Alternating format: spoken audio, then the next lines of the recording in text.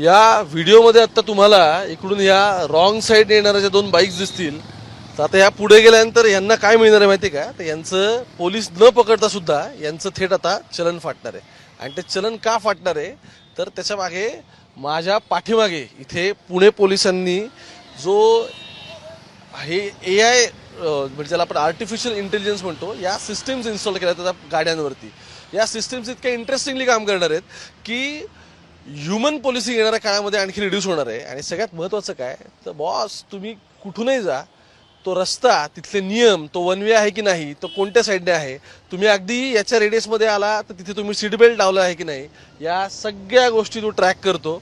आणि हा जो ज्याला आपण असं म्हणू की हा AI बॉट आहे, हा 360 डिग्री कॅमेरे त्याला, आणि तो तुम्हाला कुठूनही तुमचं चलन फाडणार आहे. माझ्यासोबत अतिरिक्त पोलीस आयुक्त आहेत मनोज पाटील सर. नवीन हॉक आहे हा नक्की काय म्हणजे? मागच्या मला आठवतं FC रोडला सुद्धा अशाच पद्धतीचं AI पोलिसिंग सुरू झालेलं आहे. हे एक्झॅक्टली काय याची माहिती आहे? पोलीस आयुक्तांचा आमचा असा मनोदय आहे की ह्युमन इंटरफेरन्स जो असतो चलान इश्यू करण्यामध्ये, तो कमी करता येईल का, म्हणजे मशीन्स हे टेक ओव्हर करतील का. आणि याचं सगळ्यात सोपं सोल्युशन हे आर्टिफिशियल इंटेलिजन्स आहे. आपल्याला कल्पना असेल, आमच्याकडे रेड लाईट व्हायोलेशन कॅमेराज आहेत, आमच्याकडे स्पीड कॅमेराज आहेत, पण हे कॅमेराज फक्त एक पर्पज करतात जे त्यांना दिलेलं आहे.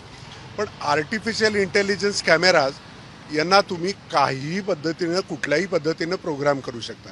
म्हणजे अगदी आता एक गाडी गेली, त्याला पुढं नंबर प्लेट होती, मागे नव्हती, तर आता ते सुद्धा याच्यामध्ये पकडलं जाईल. याच्यामध्ये कुणी उलट्या दिशेने येत आहे, कोण ट्रिपल सीटमध्ये येत आहे, कुणी फोनवरती बोलतंय, या सगळ्या गोष्टी आता या गाडीतून आपल्याला टिपता येईल. आणि मग पोलीस त्यांची ड्युटी करत राहतील, म्हणजे पोलीस पेट्रोलिंग करत राहतील, पोलीस प्रेझेन्स दाखवत राहतील, पण त्याबरोबरच गाडी त्याचं काम करेल. म्हणजे गाडी म्हणजे याच्यातली AI जी सिस्टीम आहे ती त्याचं काम करेल. आणि मग चलान्स इश्यू होतील. हे चलान त्या क्षणाला खरं तर लगेचच त्यांच्या मोबाईलवरती येतील जे व्हायोलेटर्स असतील. सध्या आम्ही फक्त एक स्टेपमध्ये ठेवले की सध्या आम्ही हे आमच्या कंट्रोल रूमला पाठवतोय आणि तिथून मग चलान जनरेट होतील, म्हणजे काही तासांमध्ये ते जनरेट होतील. परंतु ही सिस्टीम अशी एनेबल्ड आहे की त्या क्षणाला तुम्ही इथून पुढं 50 मीटर पण नाही गेला पण तुमच्या मोबाईलवरती तुमचं चलान येऊ शकेल. Very interesting. म्हणजे असं आहे की पुणेकर इथले नियम मोडतात आणि ते नियम मोडणं हे इथल्या ट्रॅफिकचा आणखी एक महत्त्वाचा प्रॉब्लेम आहे शहरातलं.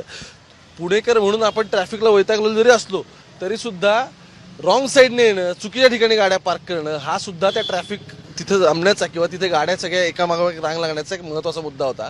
आता ही सिस्टीम काय समजून घेऊ सर सांगतील. खरं तर तुम्ही नियम मोडला ना तर बॉस, तुम्ही 50 मीटरला जाईपर्यंत तुम्हाला टुंग असं तुमच्यावरती मेसेज आलेला असणार आहे मोबाईलवर. ही सिस्टीम, याला इथे आपण बघाल 1 2 3 4 कॅमेराज आहेत, त्या साईडला 4 कॅमेराज आहेत. यांनी होतं काय की आसपास 360 डिग्रीमध्ये 50 मीटरमध्ये जो कोणी व्हायोलेशन करेल ती ही गाडी पिक करणार आहे. इन्क्लुडिंग एखादा रस्ता असेल त्या रस्त्याची ही बाजू नो पार्किंगची आहे, पलीकडची बाजू पार्किंगची आहे, म्हणजे P1 P2.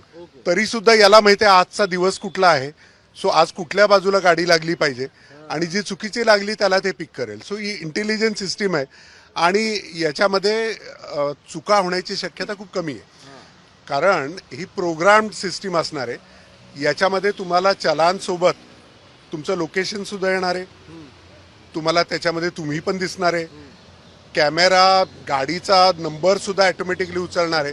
सो खूप इझी होणार आहे या सगळ्या गोष्टी करण्यासाठी.